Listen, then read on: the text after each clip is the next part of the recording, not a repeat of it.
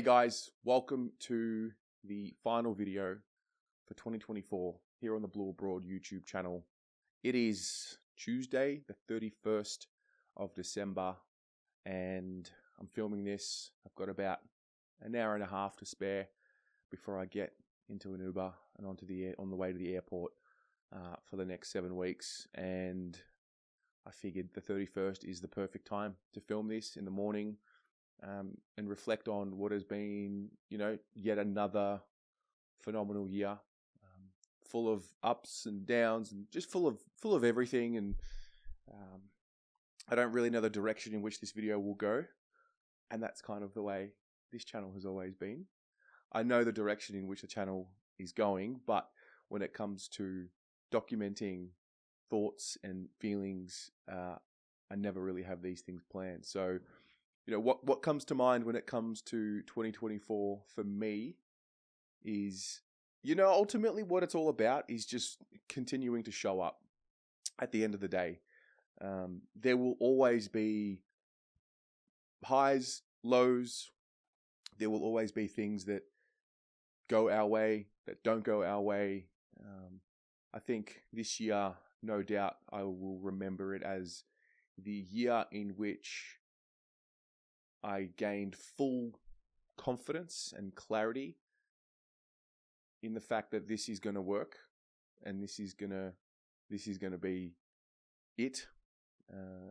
There were doubts along the way. Everything that you do in life, I think, you're not human if you don't have seeds of doubt that creep in. But I think this year in particular was the one where I think I felt, okay, it's going to work. You don't have to worry about climbing out of so much of a hole as much. Like there's a path that the light at the end of the tunnel, so to speak, showed up. And I think over the last few years, I've truly started tapping into the whole journey, not the destination, or the process, not the outcome. And I find that conversation really interesting because I find it really easy to tap into when it comes to life. And when it comes to this and enjoying the journey along the way, many times people will ask, what do you want to do? Like, you want to work in TV, or, what's the end goal? It's like, no, the end goal is what we do. What happens week to week, day to day, with the shows, with the live streams, with the memories that we create, whether it's, dropping off the Patrick Cripps wine to Chelsea yesterday, or Christine and Alex setting up cookies, and the funny things Pommy says on streams, the laughs that we have, the tears that we see, all of it. Like that is it. That is it. Living in that, and sort of embracing each one of those moments. Like that is what it's about. I don't think there is an end point where I'm going to sit there and be like, okay, well now I'm happy. No, I'm happy. I'm happy now. I'm grateful for what we have now, and whatever comes. So that part I find really easy to tap into. But then there's this other part when it comes to the club, and as a fan, at the end of the day, you want the result. I think for us, or I know for me, I just want that last day. I want that premiership. I want that day. I want that experience. I want the premiership experience that day that it happens, and we remember it forever. And I think a lot of the time my behavior can reflect in that, and getting so caught up in that outcome has kind of led me to be too emotional in certain moments, or a lot of us as well, to be so emotional. And I do enjoy the process. I do enjoy the fact that the club has come a long way from where it was, and I have been able to understand that. But then I've kind of realized it, and maybe that's with what happened this year, particularly towards the end of 2024, from the channel's perspective, where we got to a point where that appreciation for things that are going to work out happening. Okay, what happens if we win the flag? Are we just going to be happy? We're going to get that memory, and then what? And I think that is the dichotomy of humans. we all yearn for that next thing. For a lot of us, we all yearn for that first thing. We thirst for that first premiership. But are we going to truly be happy after that, or are we going to want more? Or is the standard going to be raised and, they've let it slip, could have been a dynasty. And so that part I'm not so sure about, what happens after you win the first one and experience that for the first time. I'm not so sure. But what I am sure about is definitely this journey of trying to embrace the growth and the moments along the way. And I guess then there's the debate of, well, do the moments of growth where you see players, for example, rise to the occasion, does that all matter if they don't win a premiership? It probably doesn't get remembered as much if they don't win a premiership, because at the end of the day, this is sport and this is competition, and there is a winner and there is a loser, or in this case, there's 17 odd losers. So at the end of it all, I guess all you can hope for is consistent improvement, and then with the hope that one day it all manifests into winning the final thing. So that part I still have some learnings to do on. I feel like each year I try and be better in control of my emotions. I think for the most part I did an okay job of that this year. Had a few moments where it did get to me, and that's the challenge of doing this is, I'm not an analyst. I'm a host. I'm a facilitator ultimately. I'm not here to tell you what's right or wrong. I'm here to learn about what's right or wrong and create that discussion and facilitate that discussion where we sort of come to our own conclusions as to what's happening. And I love the perspectives that I come across. There's something about it. There's something about having an understanding that not much is right or wrong. It just is. And then just, navigating through everything that comes our way in the form of an opinion. I think we ask for leadership from the club a lot, and rightly so. The club has had a void in true leadership. And then I think where we are now in this ecosystem of content creation, it's at the very beginning. We haven't even gotten close to its potential. I believe our ecosystem, in terms of the Carlton fan ecosystem, leads the way in the content creation space. I truly believe that, based on the fact that we have so many people who are creating content about the club. And so with that, I think that leadership part comes to us as well. I've never liked to be one that just points the finger at what so-and-so's done wrong. I think now we are so strongly established as a channel here that, there's a responsibility. I've spoken about that for a number of years now. And I think that's incredibly important, because what we have right now is the power to, amplify an opinion or amplify a narrative. And in a really minute way, it's given me a bit of a window into, wow, like this is just like fan media for one club in one sport in the context of this world. At the end of the day, not many people around this world know or care about this game, let alone this club. There's a really small percentage of people in this world that know what the Carlton Football Club even is. And so for us, it's everything. We love it. This is it. The Blues, mate. All of it. Critiquing every little bit, every word that gets spoken, written, or even thought about is critique. That's how much we care about it. But when you really think about it, doesn't really matter in the context of the world. And that is the hard part. I've heard Brian Cook talk about getting that balance right between the incredible passion of the fans and where it can be a celebration after a win or a funeral after a loss, and trying to strike that balance. And I really do resonate with that. I don't believe you can change the behavior too much of the fans. We're always going to be passionate, and we're always going to have a level of irrationality about us. And that comes for a number of reasons. I think the main one is that we don't have the full context of what's happening behind closed doors.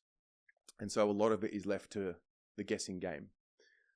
And so that's an interesting part of this experience that I'm yet to fully understand yet. But I think I'm starting to make some headway in that. But I do resonate with that message.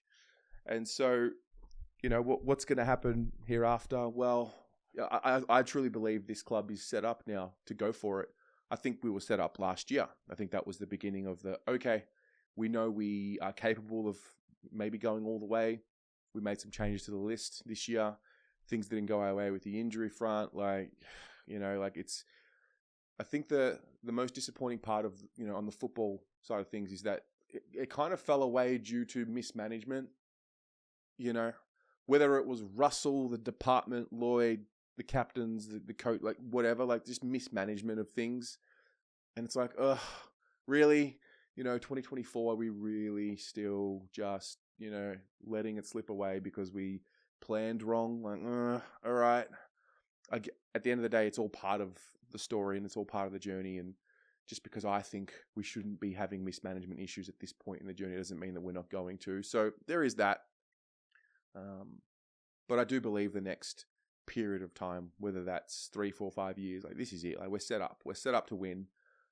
And I think if you've looked at most of the premiers over the last, say, 10 years, they've all had to go through some sort of a journey of mismanagement, disappointment. We on this side are just living through this 30-year drought. But at the end of the day, most of these players, if not all of them, you've got to shave at least 20 years of that 30 because it doesn't apply to them. So they carry this burden that the fan base is feeling because we all want to feel that special day. Most of us want to feel it again, or for our children to experience it for the first time. And then there's that, new wave of us who haven't seen it for the first time. So are we on the right track? Yeah, we are. We're definitely on the right track. And ultimately that's all you can, I think, be. Can they be on the right track? That's all you can really ask. And I don't know if you can expect a premiership. I don't know. I think that's really difficult. So that's that. Back to the channel.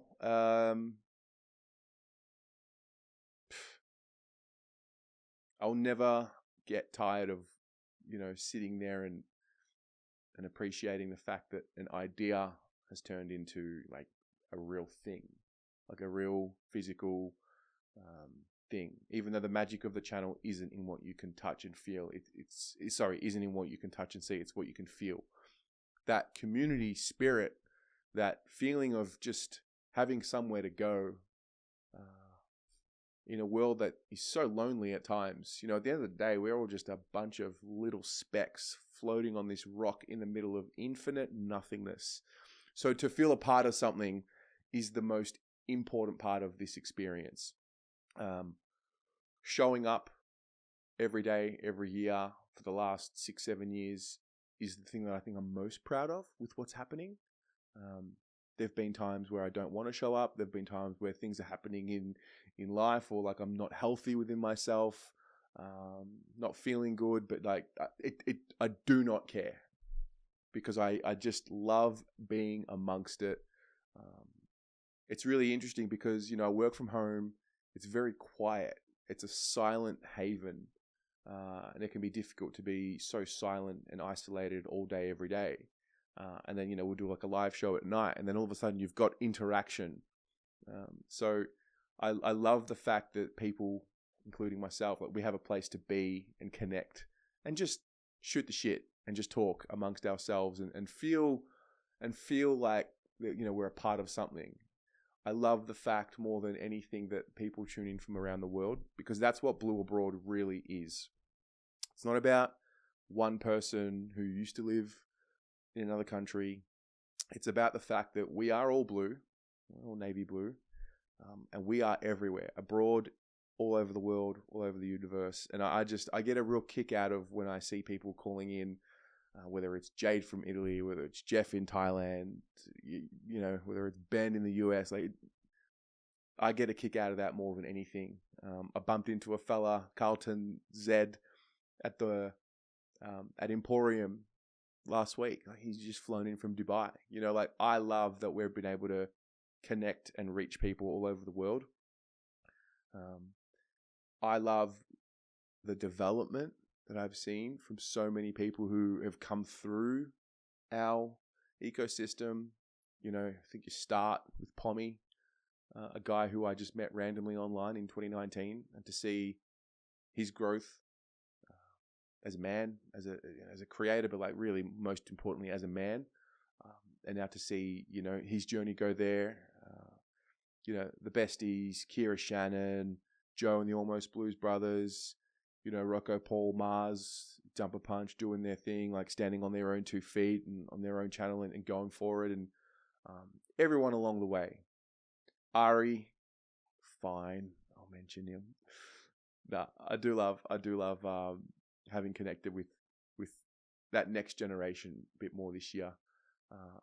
Jazz, Tori, and the besties keep me understanding of where the future is going. Same with Ari, and it's been cool because the reality is I'm 33 now, so I'm not that fresh youngster anymore. I'm a bit older, and I accept that. I embrace that. So I think this channel's always been about the future of the club and the present and the future. Not that I am against the past, but I think we as a club can live in the shadows of our past a little bit too much. Actually, a lot too much. And so, the digitization of the fan is about moving forward and all of that. So that's that. So many. Graphics, that was a big issue at the start of the year. We fortunately we lost Ethan because Ethan got his opportunity at the Carlton Football Club, and so there was a bit of a scramble there to find out like what the hell we're going to do with thumbnails. Thumbnails are one of the most important things about YouTube, and so to have Luke on board, he really nailed the graphics this year with the thumbnails. So the opportunities that have come for everyone, Willem, Kai. So many. There's so many names. I'm mindful of getting caught into naming too many names because I know I'll forget someone. So anyone who's contributed over the year or ever is obviously appreciated. You, the audience, obviously thanking you for being here. Without the audience and without the community, doesn't really exist. I'm always grateful for that. Something happened at the end of this year which I wasn't expecting. You can never really expect too much with YouTube. Got to sort of September-ish, we bounced out of finals, and that anxiety, that fear of, all right, buckle up off season. It's difficult. The content which earns ad revenue will get you through the season. None of this is lucrative, but the content will get you through, and so that fear of what happens in the off season that kicks in. That's real, and so I was sort of buckling up for another one. This time last year was a real struggle on a number of fronts, but I kind of love that as well. I love the dirt, and then that off season that we had this year, even before we traded for pick 3, there was a real appetite for the off season content, more than what I've ever seen in my life doing this. And I don't know if it was that moment where the compound effect takes place. I don't know if it's the trust in us over the mainstream media to deliver the news, because ultimately, more than anything, I was just delivering the news to our people. I wasn't breaking news. I was just reacting to the news as it came about and generating your opinion. So that happened this year. I wasn't expecting it, but I'm very grateful for it. And then I think the membership that was launched in November, that is the moment, that period of time, that month, launching that, that's the next frontier for this, and that allows for stability and less stress. And so everyone who signed up for a membership, honestly, thank you so much. Less about the attention, less about the finances, even though that's important because that stabilizes things, but it's the trust. Thank you for the trust. Thank you for trusting me to deliver this for you and for our fans. That is something I hold really dear to me. That responsibility to know that there are thousands of people who trust what we deliver, and they trust our delivery of it over what's already out there in the mainstream. Like, that is incredible. So that's not lost on me. And that's why I take this super seriously. Like, I enjoy it, but I also take it very seriously. And so, yeah, updating on the memberships. I've received the samples. We got them. They're here. So, if you are not a member already, highly suggest that you get in, because we've got incredible prizes and incredible experiences coming up. So if you haven't signed up, be sure to do so. The links will be in the comments below. And that's it. I'm off to Thailand for 6 weeks. I'm going to go and train and do my camp. That is something I found in 2024 really helped set me up. I think this time last year I was clawing my way there. I was just desperate to get there and train, and I wasn't really feeling good in a number of ways mentally. This year's a bit different. I feel a peace within myself going this time around, and I think I mentioned this earlier in the video, but I'm really ready to stop living like I need to escape from the trauma of the past, or we've all got challenges to overcome. At this point in time, it's just about sharpening up the mind, connecting the mind and the body, sound mind, sound body, really tapping into that every year, because I know that once I come home, season starts, this is a mental battle more than what it is anything else. So just going away to train and prepare, and this will be something that'll be part of my preparation every year. I don't know if 6 weeks is what I'll do every year, but I want to challenge myself and push myself and see what I'm capable of. So who knows what happens on the other side. I look forward to the other side.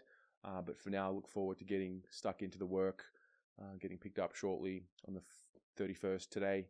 I'll be in Bangkok tonight. And then on the 1st of January, 7 or 8 a.m., get picked up. 4.5 hour drive north of Bangkok to Phetchabun, to Battle Conquer. And then we do it all over again. So stay tuned. I'll still be active. Any news or anything like that comes up, you'll hear from me. Thank you once again. I love you guys. Fuck. I love you. I love you a lot. Thank you for being here. Thank you for everything. And hopefully we're, documenting a premiership run in 2025, and we'll go from there. Take care. Go Blues.